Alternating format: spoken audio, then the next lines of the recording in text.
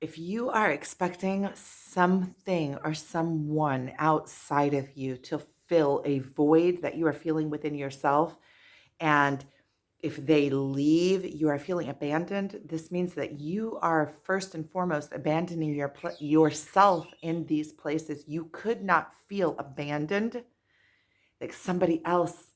I am dependent on something outside of me to feel fulfilled. If you didn't first have a hole in that place, which means that you are not self fulfilling in that place, which means that you are first and foremost abandoning yourself in those places.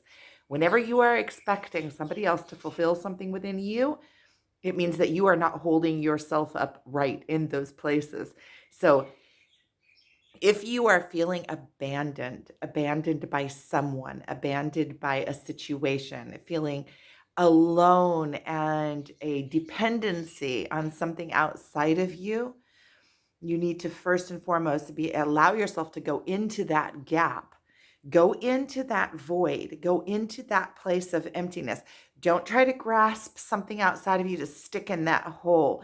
A lot of times, if we get out of a relationship in humanity, I'm talking about we as a species, we get out of a relationship and then we are looking for something to fill that hole. We feel like we're not whole anymore. We feel like we are not worthy or void. And we start looking for superficial things to stick in that gap. It could be by way of food, it could be by way of pornography, it could be by way of sexual activity, it could be drugs, alcohol, anything that we grasp. That is, it could be just grasping onto other people and trying to control them. This could be in also a victim mode, and it could also be in the victor mode. So, whenever we are looking for something outside of us to fulfill that hole, and we find something superficial and we stick it in there, we're not doing the work. We're not going to be able to fill that void. That void will still be there because in these places, these are signs that we are already abandoning ourselves in these places. We're not fulfilling ourselves. That means that we are not standing up in our full power, our full strength, our righteousness, knowing that we are divine. We are avoidant of feeling that pain of the void, of sitting in it or going into it and realizing what it is and giving ourself, empowering ourself in those places and filling ourself in those places. And, we always say, do the work, do the work. But what does the work really look like? How do you do the work? What is it's looking inward. So looking inward can just be allowing ourselves to go into that space and trusting that we are connected to a divine higher intelligence, the intelligence of all creation, the intelligence that created us. We are connected to our creator. We're connected to the all. We're connected to the universe, to the world, to God. It doesn't matter what name you call it. We are connected to a life source energy that flows through us, which allows us to be animated. We're animated dirt. And when we understand that and we surrender into it and we trust and we just say, okay, I'm feeling this void now, this emptiness, this place of abandonment, this place that I'm abandoned. And I'm just going to know that when I allow myself to sit in it and not try to avoid it, that I will heal in this place inherently, right? Because once we start sitting in it and we allow it just to be and we surrender into it, the we can allow the divine intelligence to to lead us, right? Because we are connected, we have a higher being within us, our soul. And the ego is what's trying to control and grasp and get things outside of us in the finite world that we can uh, um, dampen, that's not the word, like that we can relieve the pain, release the pain. So we're looking for either things to keep our mind busy, in the world or something to fill that gap. But we're always looking in the finite world. When we are in the ego, we are looking for grasping at things that we already know. And when we let go and we surrender and understand that we are connected to something, a much higher intelligence, the intelligence that created us. And when we connect to that intelligence flows through us as part of us. We are part of it. Whatever is being expressed through us in our life light is that intelligence. And it is with us all the time. We are always connected, whether we perceive to be or don't perceive to be. We are always connected.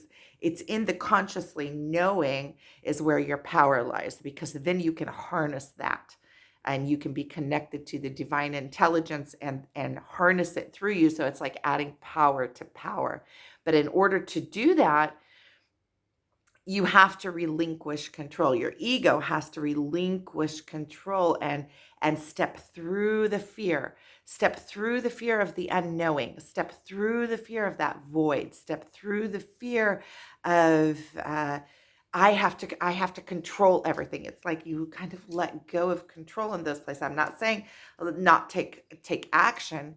You take action in your life, but it's kind of like a trust. You have to have faith. That's why in all of the religions and all of the spiritual teachings, we always speak of trust and faith, because there is a gap in where your belief has to be strong enough in the path that you're able to take that leap of faith, or you're able to surrender and just collapse into it. It's like when you do a lot of workshops, you work in pairs and you just learn how to fall backwards and trust that somebody is going to catch you. And this teaches you the pattern of trust. So it's kind of like that. You just have to surrender into it. And it's a process. It's a process. It's like uh, it feels like that, letting go a little bit, letting go a little bit more, letting go, trying to grasp, letting go, trying to grasp. And so it's a process, and it happens slowly. And sometimes it just happens just like that when you hear about people that have near-death experiences and they come back with this just total knowing. They're completely changed. They're completely let go, because they can see that there is nothing to hold on to, that you are held, perpetually just in your being. So if you are feeling abandoned, know that this is first and foremost a sign that you are abandoning yourself. You cannot perceive yourself to be abandoned if you are not abandoning yourself in that place first, right? So it's a place that you're not holding yourself. So you want somebody else to come in and hold you. And when they leave, you feel abandoned because nobody now is holding this place, right? Whereas if you're already holding that place and somebody comes into your life, it's added power to power. You don't need them. You don't have that grasping, kind of desperate energy of dependency, right? And when there is dependency inside of a relationship, it always creates chaos, because dependency is warped. Dependency warps a relationship, because if you're dependent on someone, then you are not allowing them to grow to their full potential, because you're always afraid. You always need them. You're always holding them to you. And dependency typically is a codependency, always is a codependency, because somebody that is self-dependent doesn't need it, already can see that coming from a mile away, because they don't have that need to be dependent on you back. They're dependent on themselves, and they don't want that weakness next to them if they are strong and holding their own selves up in all aspects. So if you're feeling abandoned, know that you are first and foremost abandoning yourself. And this is natural. Just be easy with yourself. It's a process. This abandonment wound is a core wound that happens at birth. At birth, we come out of the womb and we are abandoned. And we have this illusion that we are alone and that we are separate from the all, which allows us to have this human experience. Without that, we could not have this human experience. So it's like we are born into a process that we have to go through in order to come into full alignment and enlightenment. So I hope that this makes a lot of sense and can give you um, some ease in knowing that, first of all, you're okay. Wherever you're at, it is natural. It is part of the process. It is exactly where you need to be. And if you can understand this concept, you are so far ahead of the game. If this video even showed up in your feed, you're so far ahead of the game. And I don't want to say head of the game. That's not accurate either, but you're very progressed. And again, I want to say about the self work, because a lot of times we're like, well, how do I do the work? What am I supposed to do? You're supposed to be. Because when you let go and quit trying to do it, then you allow the process to happen on its own. When you surrender into that void, there is no void really in the world, right?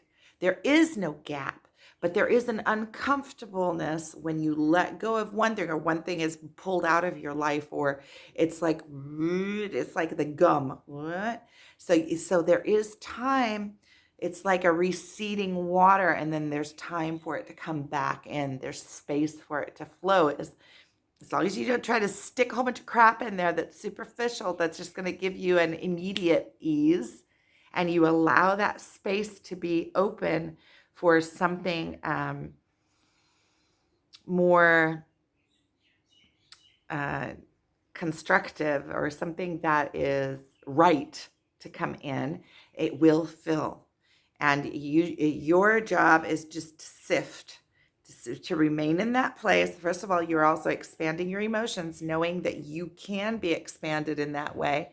And you are allowing, and if you are able to hold that, it's like, there's no need to really hold it. It's allowing yourself to feel those uncomfortable emotions with a delayed gratification, so that you can get ultimately gratified in the bigger ways, not in the little things that are like eating a candy that you know is not good for you, but it's giving you immediate gratification, or waiting for the spinach that is going to nourish you and make you healthy and ultimately stronger and ultimately feel better in your life.